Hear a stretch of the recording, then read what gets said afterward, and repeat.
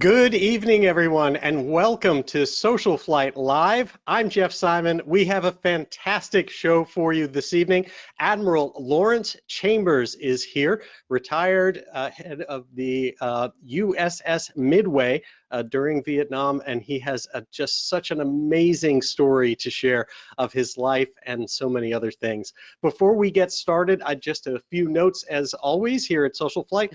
Wanted to let you know that, of course, tonight's broadcast will be recorded and available on our YouTube channel. Just do a search for SocialFlight, one word, SocialFlight on YouTube, and that will get you that. Usually takes us a couple days in order to get that up there. During the broadcast, you can submit questions using the Q&A feature. While we don't ask those questions of our guests directly, I do keep an eye on them and fit them into my discussion and the questions and the prompting that I do during the broadcast. So we'll do our best to address your questions as best we can. And with that, I'd also, again, like to remind you about SocialFlight itself. Be sure to check out socialflight.com and the free SocialFlight mobile apps for Apple and Android devices. There are tens of thousands of aviation events and destinations, so many great fly-ins, pancake breakfasts, Young Eagles events, all coming back as the crisis winds down. Really, really wonderful things. So be sure to check that out. We are here to support you and to support general aviation. That's why we do all of this. So with that, I would like to introduce retired Rear Admiral Lawrence Chambers, who commanded the aircraft carrier USS Midway. Admiral Chambers' legendary life is one of perseverance, dedication, and an unwavering moral compass. He is the second African American in history to graduate the Naval Academy, the first to command an aircraft carrier, and the first African American Naval Academy graduate to achieve flag rank. His bold decision-making has saved countless lives throughout the years, including his decision to push helicopters overboard and allow an escaping South Vietnamese Major to land a small, single-engine Cessna O-1 Bird Dog filled with a family of 5 on the deck of the USS Midway. He commanded the Carrier Group 3 during the Iran hostage crisis before concluding his career back home in the States. Throughout his life, Admiral Chambers has always paved the way for other Americans to follow, based, as Dr. Martin Luther King stated, on the content of their character rather than the color of their skin. It's my honor, and I'll bring him on board now here, to welcome Admiral Lawrence Chambers to SocialFlight Live. Let's get his camera started here. There we go. How are you doing? I'm doing great. Thank you so much for joining us this evening. It's an honor to have you on the show. Well, thanks, Jeff. Thanks for inviting me. And at this age, man, I have no fears of anything. Whatever I say can be held against me, but it's too late. That's funny. So let's go back to the beginning a little bit here. Your story is so fascinating. There's so much to it. I would love to hear how you got started and how you began this journey of paving the way and breaking so many barriers in the Navy and beyond. Well, Jeff, to begin with, I was a pretty good student, and I had a couple of scholarship offers to those big universities up in the Northeast. And what they were offering, I couldn't afford to go. And I had 2 younger brothers that needed to go to school. So I had an opportunity to take the exam for West Point and also to take the exam for the Naval Academy. And I was the 29th alternate for the congressman from Illinois. And he promised that if I passed the exam that they would find me a seat. And as it turns out, 28 guys ahead of me didn't pass the exam. It was all science and math and physics. And it's a good thing, because if it had been English, history, and government, I'd still be out there looking for a place to go. So now it's important for people to know, right, that you need to have a congressman sponsor you in order to get into one of the academies. And so you were on the list, and they had to kind of get to you before they were going to be the person to sponsor you. Yes, but they did it fairly. You know, he said everybody takes the exam, unless if he has a primary, politically he has to pay, and the guy is qualified and doesn't have to take the exam, he gets it. Interesting. Otherwise, all of his other candidates, he says, okay, guys, take the exam, and he who passes will do something for you, and it was a good deal. Yeah. Now, you were the second. You knew the gentleman who was the first to go there. Was from the same high school? We were from the same high school, and I got encouragement from West and a couple other people to take the exam. What do you have to lose? And I want to tell you, it was a godsend for my family, because I mean, I got a free ride in school, so my two brothers went to Howard, and my younger brother wound up as a 3-star general in the Army. And wow. That's pretty amazing. So take me through then the you know, getting selected, going through the academy, and then what your career was like. Well, the first thing, you get the exam, you get the nomination, and you show up, and there's about 1,000 to 1,100 people in the class, and you can kind of hide amongst all of those folks, but not long. They find you, and they come after you. But it's all good order and discipline. A little hazing is something you resent. You hate the guys that are doing it, but it toughens you, and it gives you the stamina to say, "Damn it, I can do this." And we used to have to do push-ups and all kinds of things. I used to moan and groan, playing like it was going to hurt. But, you know, after a while, you know, 50 push-ups, we were class of 52, was no big deal. That happens to everybody. It's just wasn't me. I mean, that's just the way the world is. And after the first year, well, fortunately, the gentleman who was the first to graduate was there for his senior year doing my plebe year. So I got a lot of cover. And my first classman was his roommate. So I would go over there to get a breather from all of the stuff that's going on around. And in the end, it just makes you a better person. You hate some guys, but then one of these days you got to realize, hey, I got to get along in this world. I got to live in this world. And hate will eat you alive. Just get rid of it and chalk it up to that guy's an idiot, and whatever, do whatever the hell it takes, and get on with life. Yep. No, well, I mean, it sounds like it was obviously a pretty challenging experience, and blazing the path and making that kind of a trail at the Naval Academy. It can't be easy. And it took you had told me it took you a long time before you were able to go back there. Well, it took me 20 years to get the courage to go back. And then I found out it really wasn't that bad a place. Actually, the campus was beautiful. And when you go back as a fairly senior officer, they treat you really nice. And I remember even in the beginning, the food was fantastic. You know, we came up during the Depression, so all of those things that we didn't have, well, my roommates were pouring cream on cereal. Man, I grabbed a bowl of cereal and I put cream on it. Man, I almost threw up. I hadn't had anything that rich in my life. And so I went back to the skim milk that I was used to. But and eventually I got to learn to eat some of those wonderful things that they were serving us.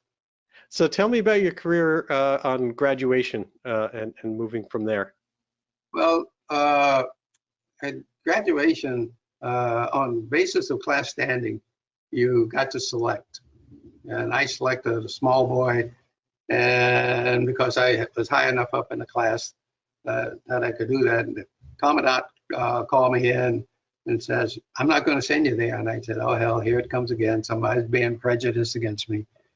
And he says, "No, I'm going to send you to the Columbus because my classmate is commanding officer of Columbus, and I know you'll get a fair shake there." And, you know, I'm like, okay, such is life. What type of ship was the Columbus? It was a heavy cruiser, USS Columbus.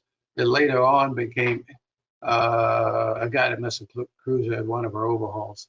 And it was right. Gordon Campbell was one of the finest skippers I think I ever worked for. And I qualified OD underway as an ensign. And we were SAC Lance, the Supreme Allied Commander, Atlantic's flagship. And so I qualified OD underway formation steaming. And then when my orders came in to go to flight training, the commanding officer called me in and said, "Boy, you're really doing good here. Are you sure you want to do this?" And I had to look him square in the eye and said, "Yes, sir, I really want to do this." And he says, "Okay, I'm going to send you off, but you got a good start. Don't lose it." Those were his parting words to me. And as it turns out, having qualified OD underway, formation steaming, before I ever went to flight training, so when I went aboard carriers, and I'd go ask, could I stand watches? Because I knew sooner or later, if you want to get there, these are the things you needed to do.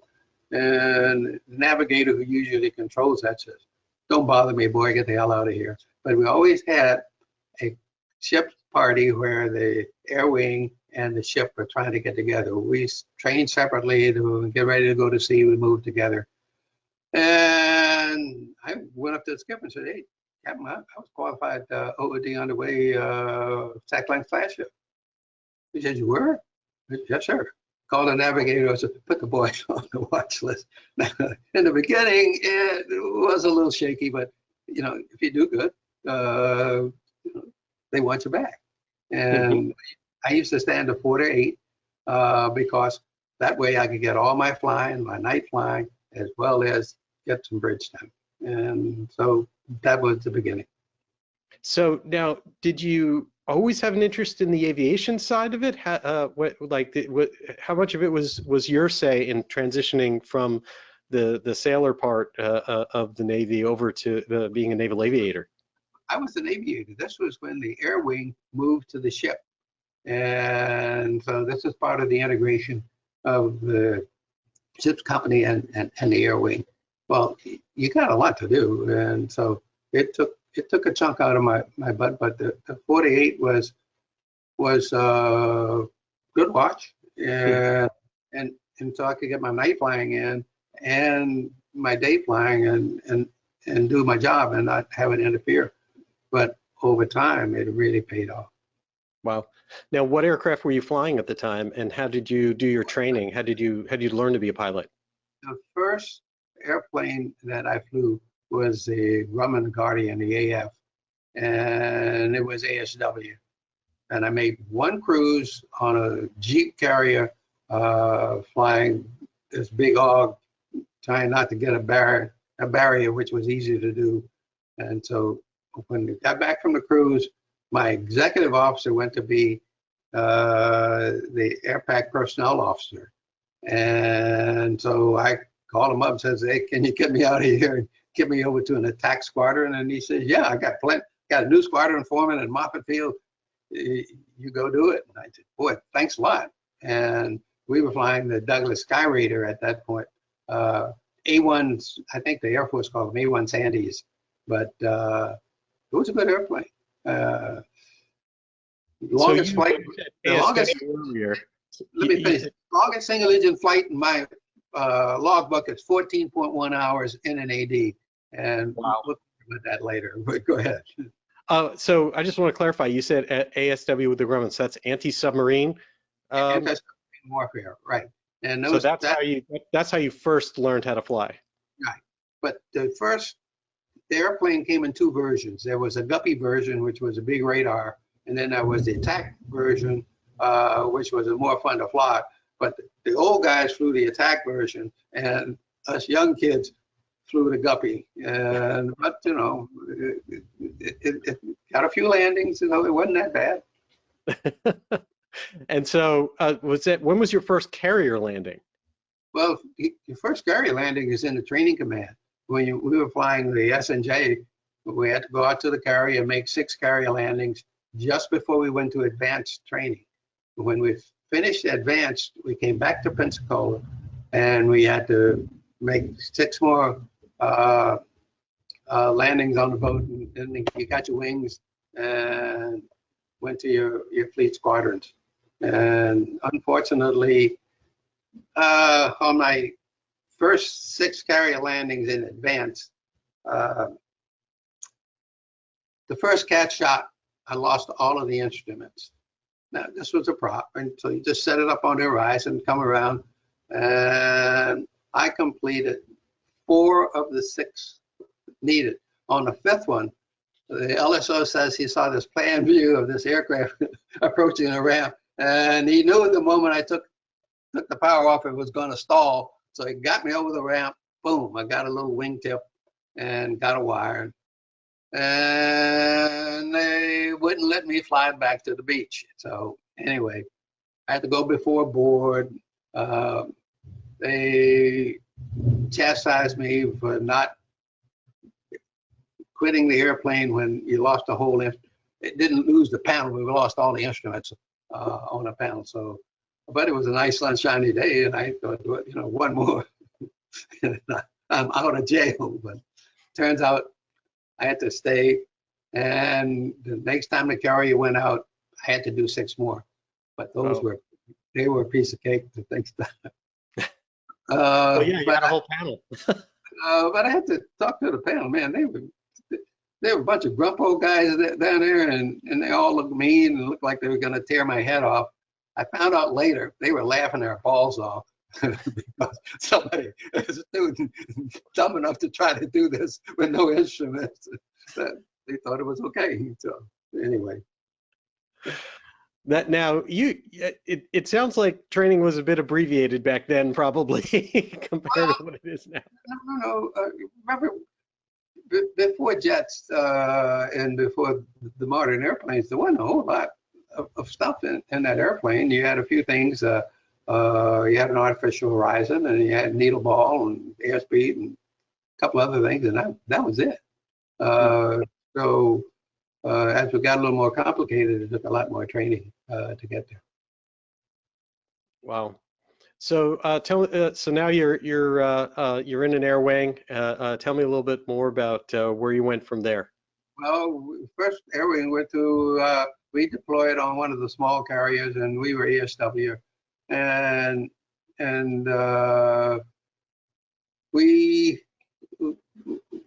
went to the Far East and made a couple of stops, and we had a group of aviators that were from the Milwaukee area, and they were the recall reserves, and man, they were a tough bunch of guys. And when we were practicing bombing and other things, the old guy says, look, you do 4 runs for the score, and you do the last ones the way you're going to do it in combat. And so that was my upbringing with a mad squadron from the Milwaukee area. But they were a bunch of good guys. But unfortunately, they weren't very disciplined. When we went through Guam, we were going after all of the cute girls, nurses, and the people there got a little upset with how rowdy the squadron was, and they called the ship's captain in and says, you take this rowdy bunch, you get out of here, and you don't fast go, and you keep going west. Well, that wasn't the worst antic. That wasn't too bad, but when we were at Sugi, they got a little rambunctious, and they didn't care, and of course, being a young kid, I was just watching the show. And pretty soon the captain came in and tried to quiet, the captain of the base came in, tried to quiet the guys down, and they threw him in the pool. And I said, well, this is not going to go well. And next thing you know, the Marine colonel from the Marine squadrons across on the other side of the field at Atsugi came over, and this guy was spit and polish and one damn good looking Marine. And he said, you guys got to knock this stuff off. Well, we threw him in the pool too. And from that, guess what? The shit hit the fan. They invited the squadron, every damn one of us, back aboard ship, and we were in hack.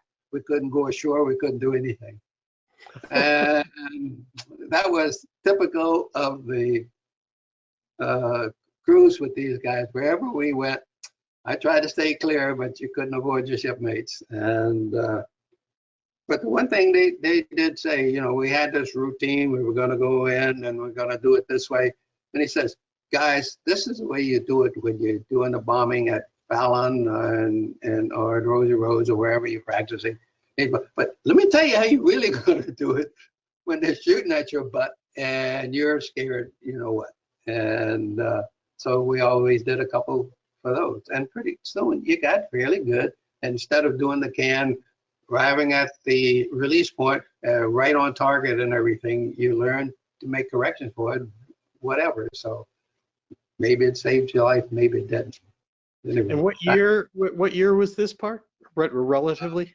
Got my wings in 54, so this was in 55 and 56. And when I came back from that cruise, I got assigned to an AD squadron, and we made a couple cruises on the Bonhomme Richard with that air wing. And then when that was over, I got orders to postgraduate school. And so I spent 3 years in postgraduate school, and then back to sea. What were you studying at the postgrad? Air engineering. And I went to Stanford University to continue the education in plasma physics. But the big thing was, whatever you do, get your butt back into the cockpit. Mm-hmm.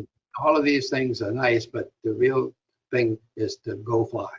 And so when I got back from that, I went to an A4 squadron at Moffett Field. And from A4s, I was commanding officer of an A7 squadron. And then I was, that didn't screen for air wing commander, so I went with ship's company, a couple of them as department head. And frankly, that probably did me a lot of good because it gave me a much better feel for the air-sea integration.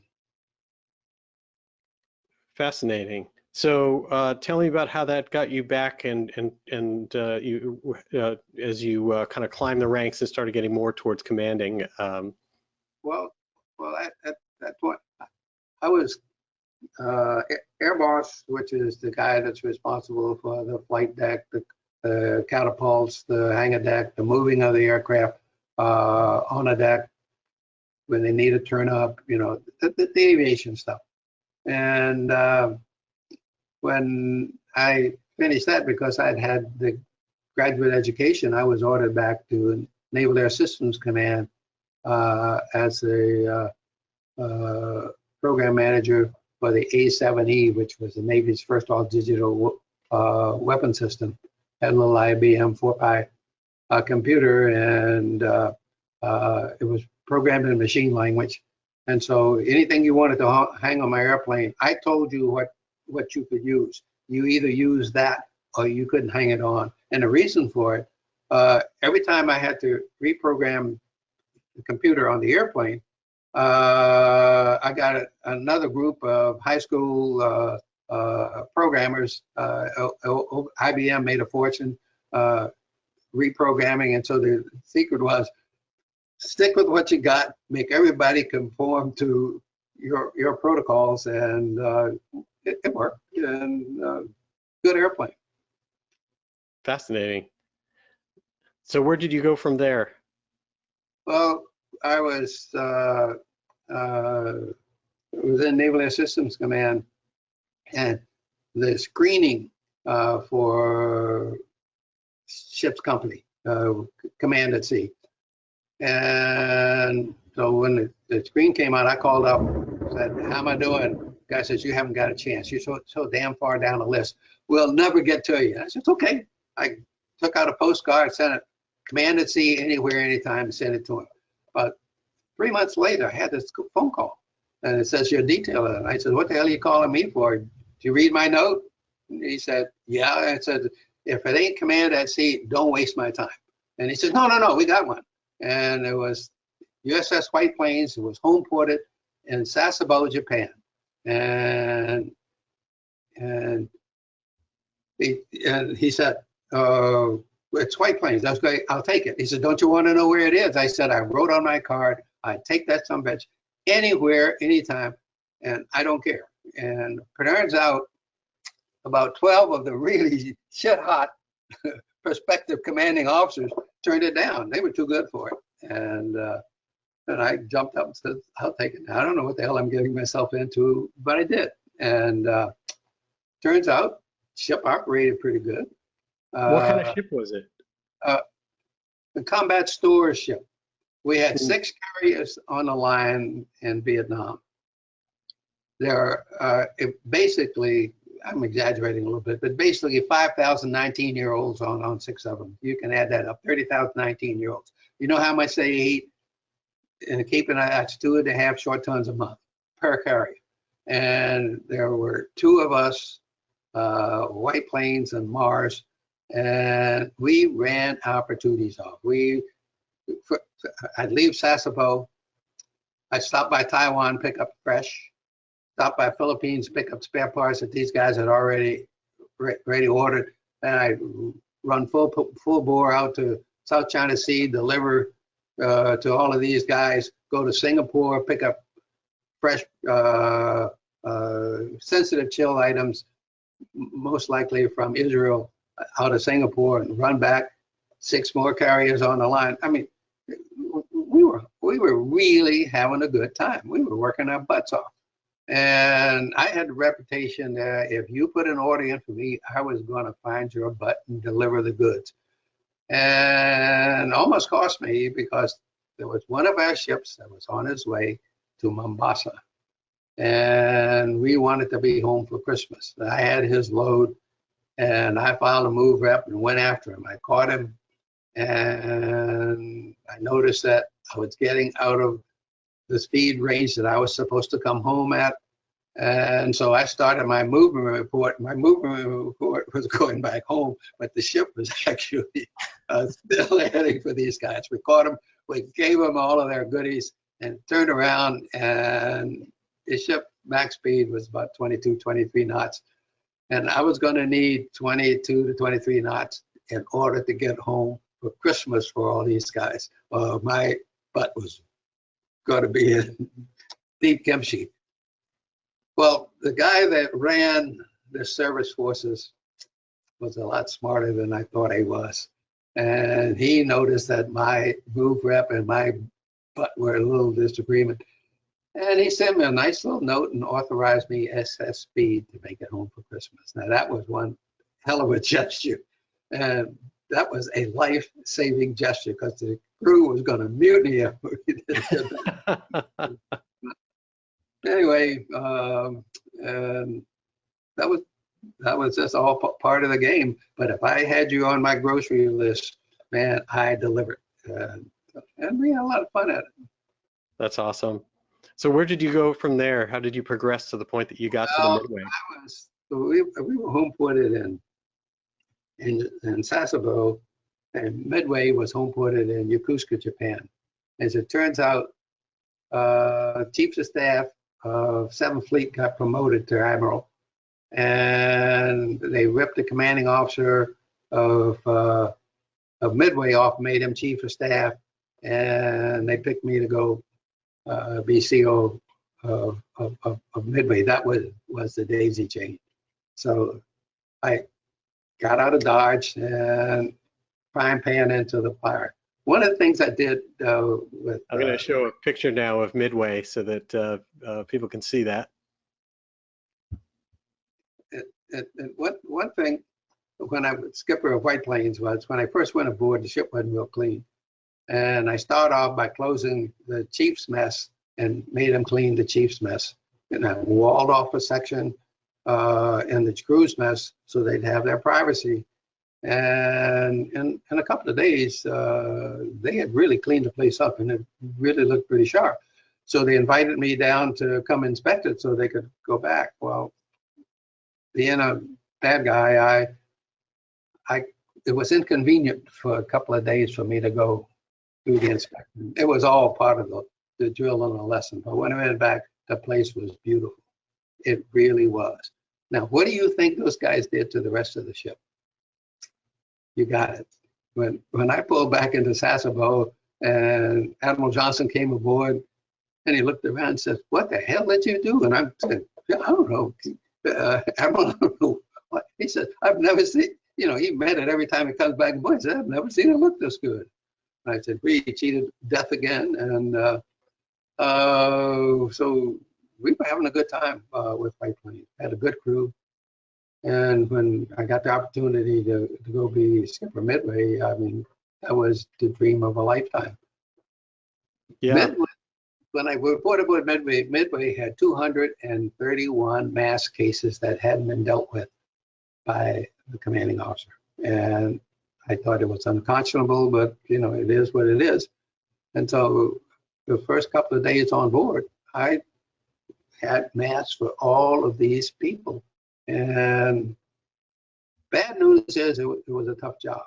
Good news is I could set, if you do this, this is what's going to happen to you. If you do this, this is what's going to happen to you. And let me just interrupt for a sec. What's a mass case? Oh, these are the bad boys that have got screw-ups and they needed to be dealt with. And the biggest problem they had was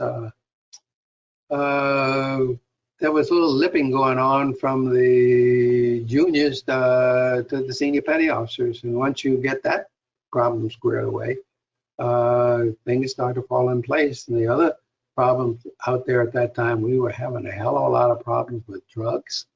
And so whenever we pulled in port with Midway, the first boat they searched was mine, which was a gig. And the second boat they served were the Admiral's barge. And then they realized they couldn't sneak it aboard that way. And we were in Karachi and they were bringing camel saddles back. And it turns out mostly hash was in those camel saddles. And look, out there hash was running, probably about a couple of $100 a kilo, a couple of thousands a kilo in Philippines, and at least 3,000 a kilo in Japan. So there were guys in it for the money. They weren't druggers. They were just making hay. And once they realized that you couldn't get away with it, and the chaplain came up to me one day, we were in port, and he said, "They searched me." I said, "Well, hell, they searched me and they searched the Admiral." And I said, "Mine was only about that long. It wasn't embarrassing me to take all my clothes off." And he started to laugh and walked away and realized that it was all good order and discipline. You can't make exceptions. We either have to do it. We were doing random searches, but there are no excuses. And if it's a chaplain, it's the chaplain. If it's the captain, it's the captain. If it's the admiral, it's the admiral. And everybody understands this. Once we got the drugs under control, it was pretty easy sailing. So, so that you kind of cleaned things up, it sounds like, on board there. What aircraft were flying at that point in time off of the Midway? Off the Midway, we had A4s. I'm sorry, we had A7s. We had the fighters were the F4. F4s were the fighters. A7s were the attack, and the A6s were the light attack. There you got it, right there. And also A6s were tankers, and A7s were tankers, and we supplied our own gas. The A7s had long legs, and so we rarely had to tank the A7s. And from that point on, the very first thing we went to see, as we went to the air wing, had been in port for a little over 6 weeks, and aviators don't do well sitting on their butts for 6 weeks without making carrier landings. And so the first thing to do is go out, run them through the deck, give them a couple of traps and a couple of cat shots, and then get them back up to speed. And Well, as soon as we got there, a Russian frigate was on my port side. We picked them up somewhere around 28,000 yards and had a track on him. And we were going to start running the air wing through the deck. And about the time the skunk got a little closer, we identified him as a Russian man of war. And one of the F-4s declared an emergency, and I told him bring him on board. And as a look, we were on collision course with the Russian frigate. And the bridge got a little nervous. They don't know, who's this new kid sitting over there in the big chair with his feet propped up, acting like he wasn't paying attention. And they got a little quiet, and that's okay. And when the F-4 called up, I said, bring him on board. We're going to take him. And see, I'm flying a flag that says I'm restricted in maneuvering because I'm doing carry ops. The Russian pulled across my bow, did a 180-degree turn, and went dead in the water, or assumed to be dead in the water. He ran up the breakdown shapes. Now, you know, the rock, the hard place. Because the bridge got a little nervous, so to speak. And so I told the bridge that I was going to take command, and I have the con, and they make an entry in a logbook. And my next order to the helm was steer nothing to the right of 135 degrees. As the heading we were on, had that son of a bitch bore sighted. And then the bridge got real quiet. And I'm 80,000 tons. He's 1,500 tons. I'm not worried about this situation. And sure enough, when he realized that I wasn't going to get the hell out of his way, he sure got out of mine. You could see the green water. I know he rang up a big bell because the green water behind him looked like, and he went down my port side at 400 or 500 yards. About the same time, the F-4 came aboard that had a hydraulic fray, and I turned the OD and I said, you've got to go. And everybody on the bridge had big bug eyes. OD asked me, Captain, at what range did you intend to maneuver? I looked at him. Captains don't answer to JOs. I told him, you've got the con. If the truth were known, I was going to cut the son of a bitch in two if he didn't get out of my way. And I spent 2.5 years in command, and every time I send those bastards a signal, they got the hell out of my way. That's just the way of the world. If it had been a merchantman, I could have made a 3-degree course change, wouldn't have affected the wind down the angle when we were recovering, and I'd have missed the guy 3,000 or 4,000 yards. But he's a man of war. He knows the rules of the road. I know the rules of the road, and it was a test. I don't think we're doing that anymore. I think we finally got some agreements. But I had been my life out there, and Big John was skipper of risking. Anytime the Russian trawler showed up in our direction, he tried to hit him. And I noticed that they didn't harass us anymore. They went over and harassed the big guys, but because they weren't trying to hit them. But wow. Hopefully we're doing better now. Oh my! Now this is a picture of you from that time, Rains, and another one. Wow, that's the executive officer next to me. Bring back any memories? Yeah, absolutely. Larry Grimes was a hell of a guy. Best XO anybody could have had. That guy was beautiful. And you know, if the ship is working with you, you know, you don't need the commanding officer. You just need him around for looks, and that's about it. But the guys will take care of you. So now we're getting, you know, close to the time frame of some of the stories and some of the history that people think about. You know, I had mentioned to people earlier, of course, there's this iconic both video and photos from the end of the Vietnam War and the evacuation of Saigon, showing ships tossing Hueys overboard. And I think that people don't understand the story there. Yeah, Jeff, everybody pushed a little over. I just did it on a grand scale. Well, you know, this little airplane shows up. It's obvious he wants to try to land.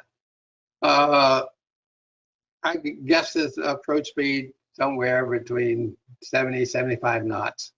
And so we had 15 knots of natural wind. We were operating helicopters more than enough.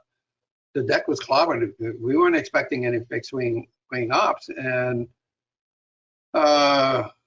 he tried to drop a note on a board. A couple of three of them went over the side. And the final one, he had his stuff in his pistol. And he dropped his pistol on board and hit the crash truck, and it stayed on board. But I didn't need his note. I knew he wanted to land. We first started. So let's back up a second so everyone understands. So you'd already been clearing decks for some time and allowing more helicopters to come on board. But then all of a sudden, here comes this O-1 Bird Dog. Yes. And did you know anything about who was on board or what it was? I had no idea. We put our glasses on him, and we could see the two people in the cockpit, and it looked like it was a lady in the rear seat, and looks like she was holding a baby in her arms. And the baggage compartment had a window, a little tail window. We could see one head there, so we knew that there were 5 souls on board. And he dropped a note that said, can you clear your runway? I've got 1 hour more fuel. Please rescue me. And the Admiral was screaming at me to tell him to ditch. And it's obvious under the situation he's covering his butt, because when this thing really turns to you know what, he was going to be able to tell. I told that you know what to tell that airplane to ditch. But anyway, that deck was pretty well clobbered. We'd been almost 30 hours of helicopter ops. Any helicopter that didn't have enough fuel to make a round trip shut down without signal. And so we were busy stacking them as best we could, make room for more helicopters. And as it went on, they weren't fuel. The moment the pilots jumped out, they were refugees like everybody else, and we moved them on to the other ships in company to keep making room, to keep the flow going. And once we got his note, I called the chief engineer, and it says, I gave you permission to shut down 6 boilers for maintenance. And I know like hell you don't have enough time to get them back online. I want you to shut down the 2 ship service generators and bring up the 2 emergency diesels. And with that, I think we got enough steam to get 25 knots out of the old girl. And he agreed, and we proceeded. Called the air boss and said, we need to make a ready deck. And his comments to me probably aren't printable, even with this nice group of aviators telling me what we could and couldn't do. And I said, I'm going to give you some help. And I got on the ship's general announcing system and invited all of the air wing and air department. These are the people that are used to being on the flight deck and the hangar deck, to the flight deck to help the air boss get a ready deck. Well, all of those aviators that were on board with their aircraft tied down underneath in the hangar bay, they couldn't get to them. They showed up to watch the show, and then the snipes and the deckhands. And so I think pretty close to a 2,000-man working party showed up on deck to assist the air boss in making a ready deck. And so we were pushing. The only hope was to push the thing over the side. Well, we got the runway clean. And about that time, 8 more Hueys show up and land without signal, and boom, deck's foul again. Air boss wants to know what to do, push those over the side too. And I said, hey, I'm going to be court-martialed out of this. You heard the Admiral yelling at me. But 8 more ain't going to make any difference. And by that time, we gave him a ready deck and got him aboard. And we had 40 knots of wind over the deck for him. So there was no danger of him running off. The danger was turbulence behind the ship might have caused it, but there you see it.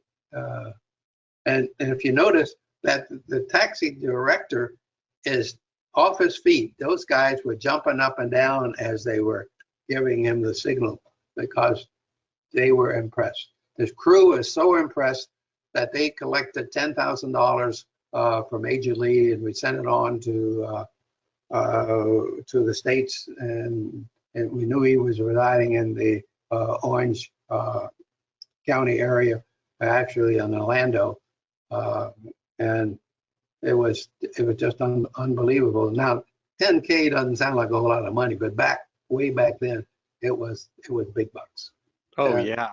So this was Major Bong Lee that flew this bird dog out of a very hostile area with his family aboard, 5 people in a bird dog, dropping notes, and you're clearing the deck so he could make it down. And this picture is that touchdown. That's correct. Absolutely. Amazing. Well, assembly later, my brother at that time, remember I told you he later became a 3-star general. He was a colonel, and he was horse holder to chief of staff of the Army at that time. So I sent Andy a note and said, hey, Navy wants that airplane. It's in terrible material condition. I jazzed it up a little bit. Actually, the airplane was in pretty good shape. And they said the Navy could have it. So we shipped it off to Pensacola.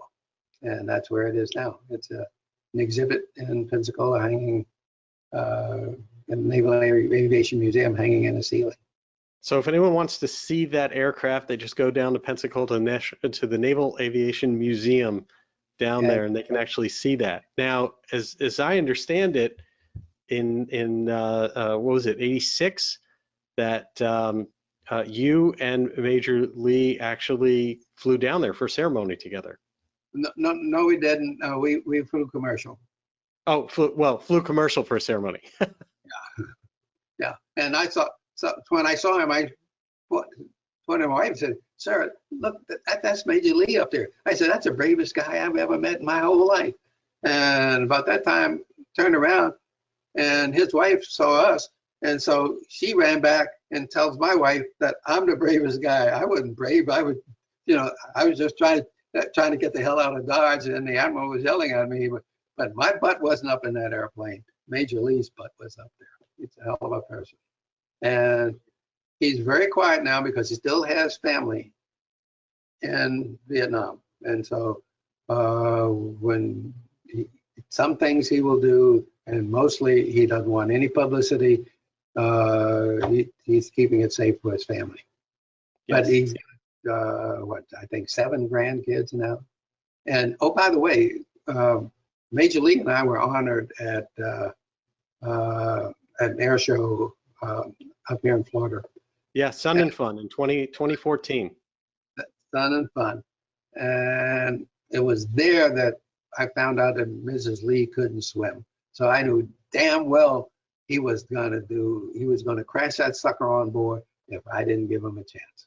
But wow. And it's amazing that after all these years that you two know each other, that you're relatively close to each other. Yeah, you were honored at Sun and Fun 2014 for outstanding achievements in aviation. Yes, and the thing about the Major's been over here, and I've had him in my home, but he's a hell of a guy. I respect his privacy, and one news article, something wanted to give him some publicity and all, and he didn't want it. And so I support him. If I had a family back in Vietnam, I'd be a little concerned too, even though it's been, 45 years? Yeah. That is an amazing story. Tell me then what happened kind of following that, and how you reached the point of Rear Admiral. Well, let's see. Right after we finished Frequent Wind, which was a title of the operation, we were ordered to immediately proceed to Thailand. And I was told to anchor in international waters off of Sodahep, which was their naval base, and there was a Thai Navy airfield right near Sodahep. During the evacuation of Vietnam, a whole bunch of things that we had leased to the Vietnamese, those guys escaped and landed at the Thai airfield, and the Thai government was saying, "Hey, those airplanes landed on my airfield; they belong to me." The U.S. government was saying those airplanes were on lease to the South Vietnamese, and they belong to me. And while the two governments were arguing about ownership, I had a fairly clear deck by then. And so, but anyway, I was anchored off, and they were using those big helicopters to airlift the A-33s and the F-5s, and putting them on my flight deck. And there's another little side story that went on about that time. But anyway, I'm concerned about the slings dropping and these suckers coming on board. But anyway, to make a long story short, we got all these guys. And so when I left Sodahep, I was told to proceed to Guam at best speed. And with an admiral on board, he was making damn sure that I was doing best speed. I was doing 33 plus knots through the San Bernardino Straits on the way to Guam. Now, and it was an all-night transit. And I had a small boy in front of me, supposedly helping me, and I put him behind me. And then he bitched all night about all of the stuff that I was stirring up that he was having to maneuver. He's smaller than I am. At 33 knots, you want me to stop? How many miles do you give me to go all crash back? I might stop 5, 6, 7, or 8 miles. But I'm very maneuverable at that speed. And the night got better when he was behind me than when he was in front. And we came out of San Bernardino Straits right about dawn. And I thought, oh, well, such is life. Arrived in Guam, met by the press. Admiral was going to go brief the press, looking all cool. And St. Fleet sent him a note and said, get your butt off the back. Let Larry take the interview.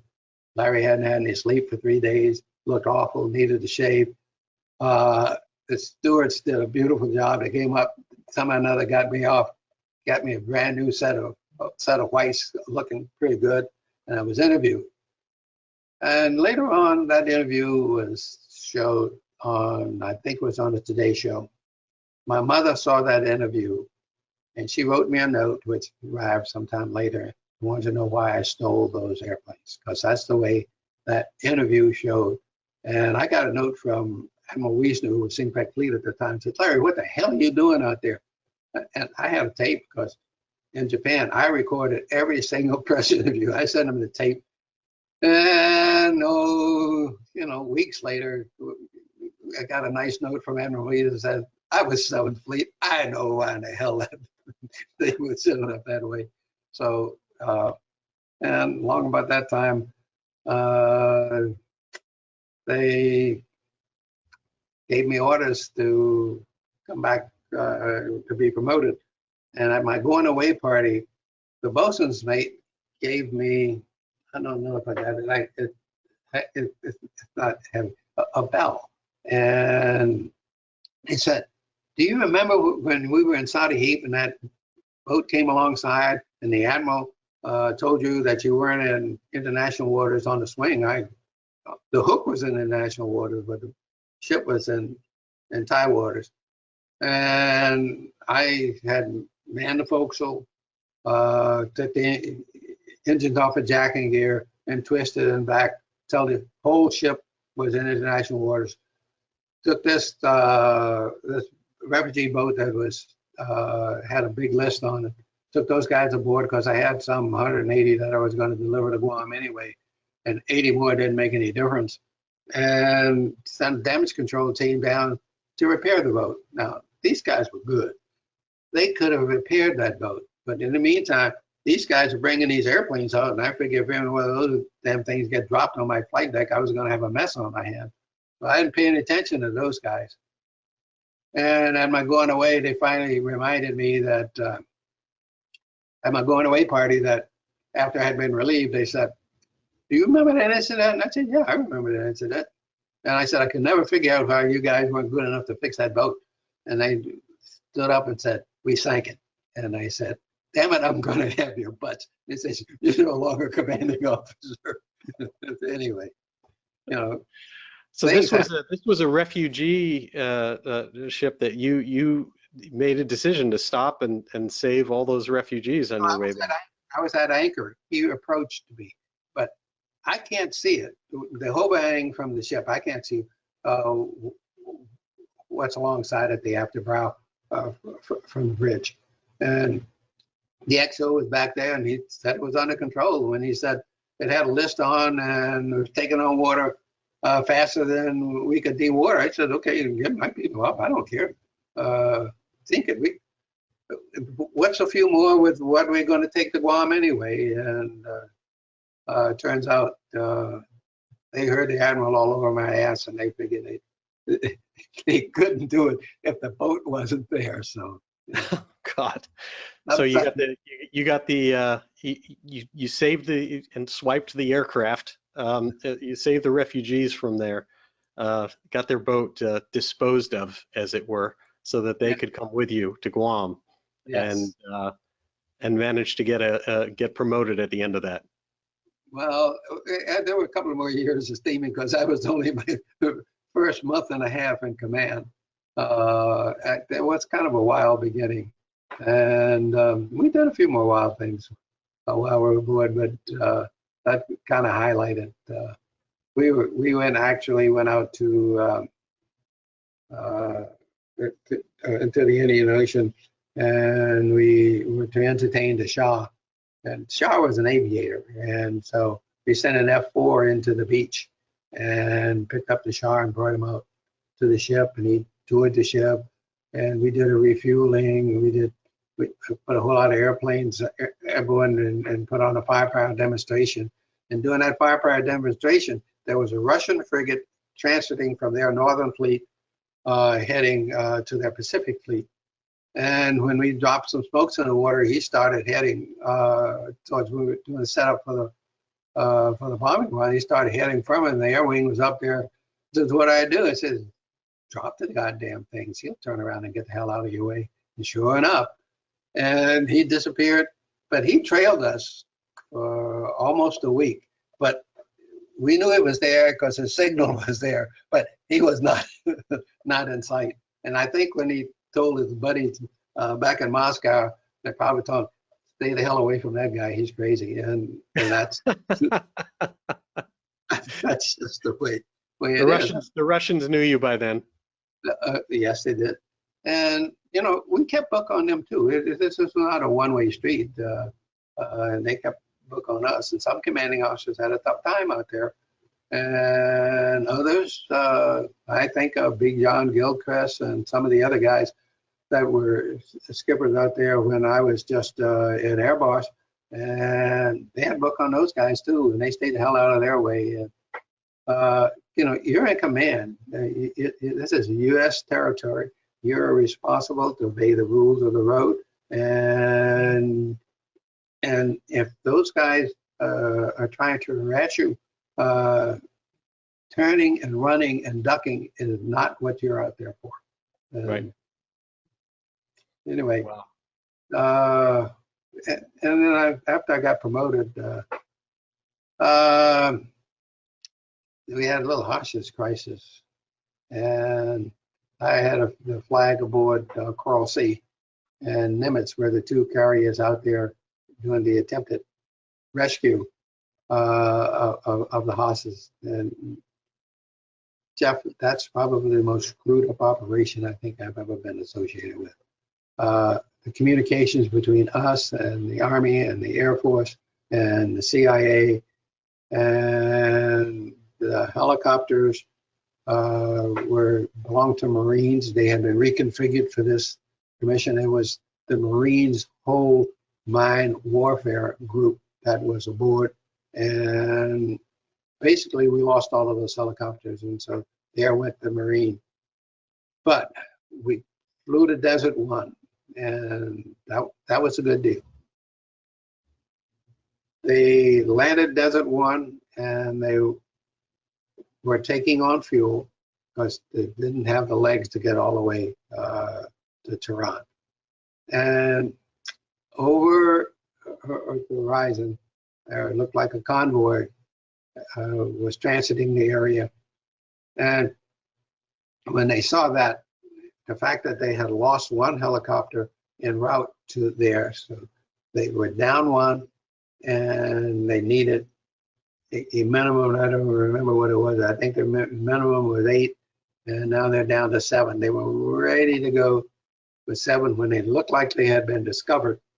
They decided to cancel the mission.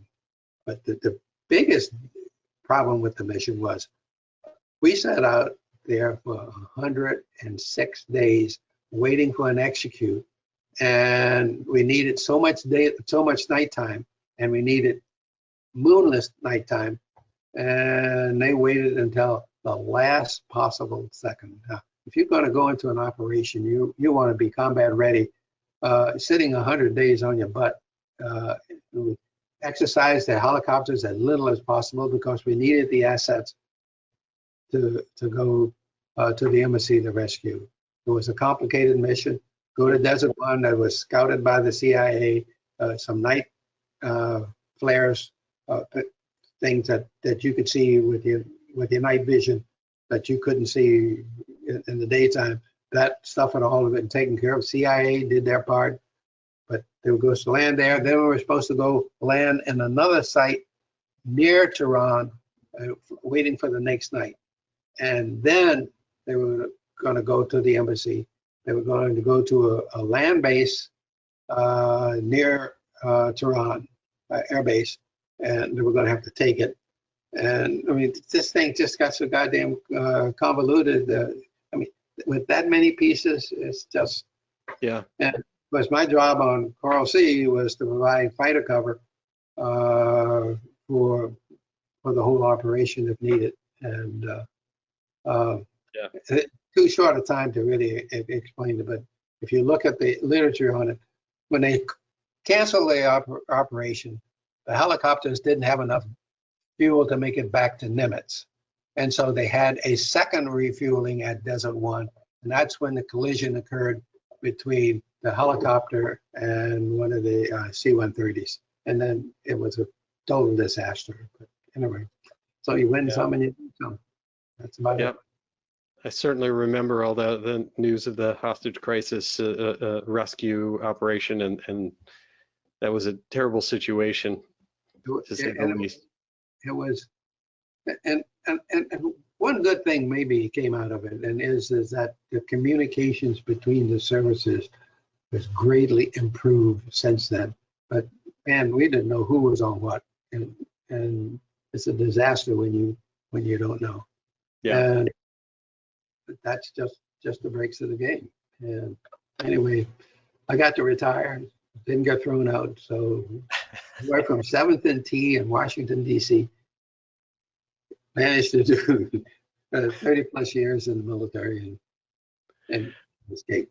That's it. Well, let me, for everybody else that's on there, personally thank you for your service and your story, your perseverance, and all the decisions that you made along the way in this brief opportunity to hear your story that saved lives, that set the tone, as you mentioned, about doing what you believe in, and it's amazing what shifts took place just based on holding true to yourself.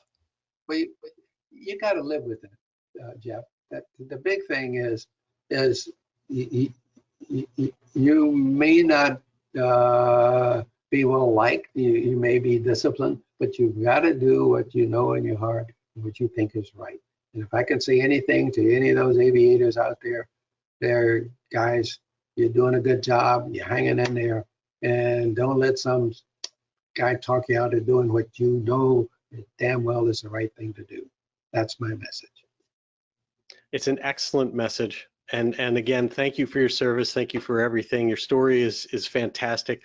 For anyone who has the opportunity, the USS Midway is now in San Diego. That's where the museum is. You can go and you can see that. If you're in Pensacola, you can go and see the bird dog that's there. Really, just such a fantastic story. I would encourage everyone here to do a search, to read up on Admiral Lawrence Chambers and this story.